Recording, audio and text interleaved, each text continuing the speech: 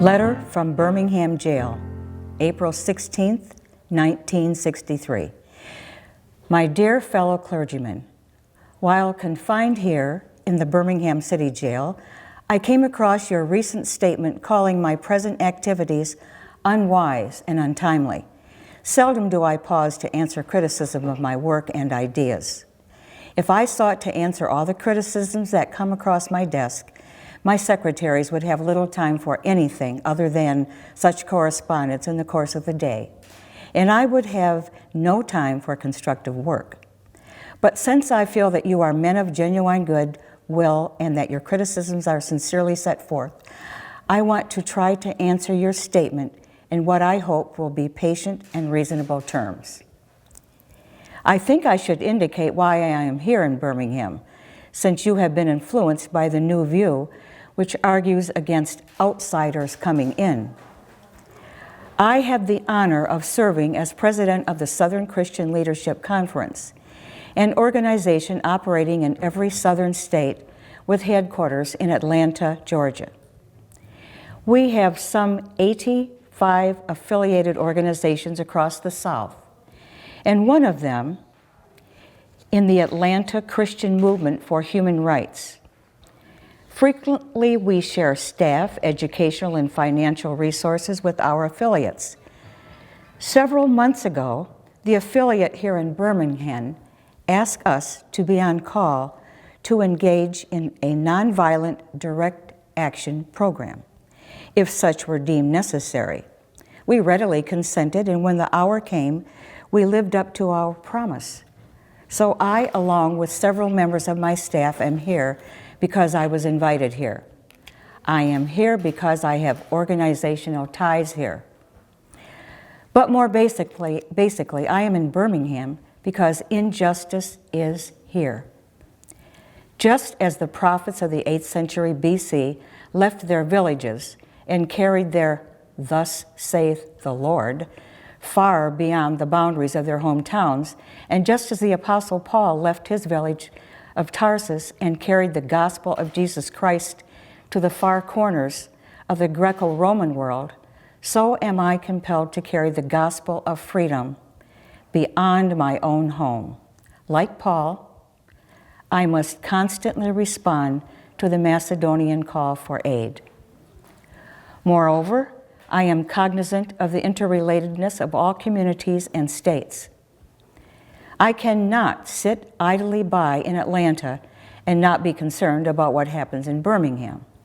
Injustice anywhere is a threat to justice everywhere. We are caught in an inescapable network of mutuality, tied in a single garment of destiny. Whatever affects one directly affects all indirectly. Never again can we afford to live with the narrow, provincial, outsider agitator idea. Anyone who lives inside the United States can never be considered an outsider anywhere within its bounds. You deplore the demonstrations taking place in Birmingham, but your statement, I am sorry to say, fails to express a similar concern for the conditions that brought about the demonstrations. I am sure that none of you would want to rest content with the superficial kind of social analysis that deals merely with effects and that does not grapple with underlying causes. It is unfortunate that demonstrations are taking place in Birmingham, but it is even more unfortunate that the city's white power structure left the Negro community with no alternative. In any nonviolent campaign, there are 4 basic steps: collection of the facts to determine whether injustices exist, negotiation, self-purification, and direct action. We have gone through these steps in Birmingham. There can be no gainsaying the fact that racial injustice engulfs this community. Birmingham is probably the most thoroughly segregated city in the United States. Its ugly record of brutality is widely known.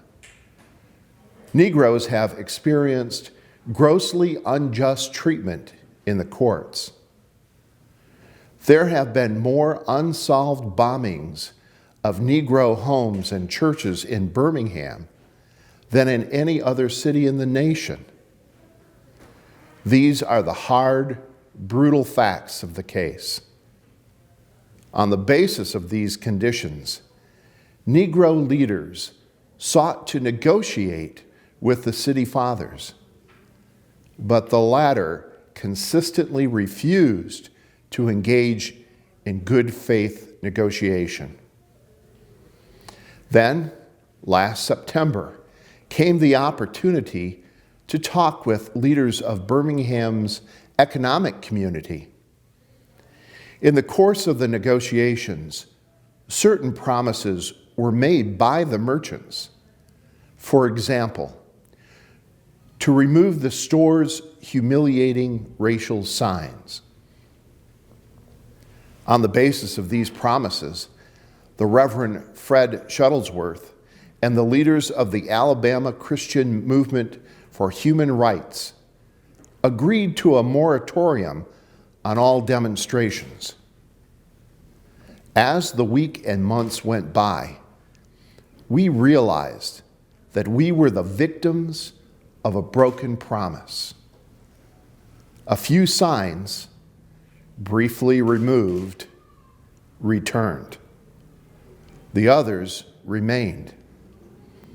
As in so many past experiences, our hopes had been blasted, and the shadow of deep disappointment settled upon us. We had no alternative except to prepare for direct actions, whereby we would present our very bodies as a means of laying our case before the conscience of the local and national community. Mindful of the difficulties involved, we decided to undertake a process of self-purification. We began a series of workshops on nonviolence, and we repeatedly asked ourselves, are you able to accept blows without retaliating? Are you able to endure the ordeal of jail? We decided to schedule our direct action program for the Easter season, realizing that except for Christmas, this is the main shopping period of the year. Knowing that a strong economic withdrawal program would be the best product of direct action, we felt that this would be the best time to bring pressure to bear on the merchants for the needed change. Then it occurred to us that Birmingham's mayoral election was coming up in March, and we speedily decided to postpone action until after Election Day. When we discovered that the Commissioner of Public Safety, Eugene Bull Connor, had piled up enough votes to be in the runoff, we decided again to postpone action until the day after the runoff so that the demonstrations could not be used to cloud the issues. Like many others, we waited to see Mr. Connor defeated, and to this end, we endured postponement after postponement. Having aided in this community need, we felt that our direct action program could be delayed no longer. You may well ask, why direct action? Why sit-ins, marches, and so forth? Isn't negotiation a better path? You are quite right in calling for negotiation. Indeed, this is the very purpose of direct action. Nonviolent direct action seeks to create such a crisis and foster such a tension that a community which has constantly refused to negotiate is forced to confront the issue. It seeks so to dramatize the issue that it can no longer be ignored. My citing the creation of tension as a part of the work of the nonviolent resistor may sound rather shocking, but I must confess that I'm not afraid of the word tension. I have earnestly opposed violent tension, but there is a type of constructive, nonviolent tension which is necessary for growth. Just as Socrates felt that it was necessary to create a tension in the mind so that individuals could rise from the bondage of myths and half-truths to the unfettered realm of creative analysis and objective appraisal, so must we see the need for nonviolent gadflies to create the kind of tension in society that will help men rise from the dark depths of prejudice and racism to the majestic heights of understanding and brotherhood. The purpose of our direct action programs is to create a situation so crisis-packed that it will inevitably open the door to negotiation. I therefore concur with you in your call for negotiation. Too long has our beloved Southland been bogged down in a tragic effort to live in monologue rather than dialogue. One of the basic points in your statement is that the action that I and my associates have taken in Birmingham is untimely. Some have asked, why didn't you give the new city administration time to act? The only answer that I can give to this query is that the new Birmingham administration must be prodded about as much as the outgoing one before it will act.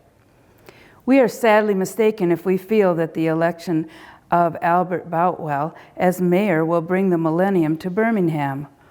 While Mr. Boutwell is a much more gentle person than Mr. Connor, they're both segregationists, dedicated to the maintenance of the status quo. I have hope that Mr. Boutwell will be reasonable enough to see the futility of massive resistance to desegregation, but he will not see this without pressure from devotees of civil rights. My friends, I must say to you that we have not made a single gain in civil rights without determined legal and nonviolent pressure. Lamentably, it is a historical fact that privileged groups seldom give up their privileges voluntarily. Individuals may see the moral light and voluntarily give up their unjust posture, but as Reinhold Niebuhr has reminded us, groups tend to be more immoral than individuals.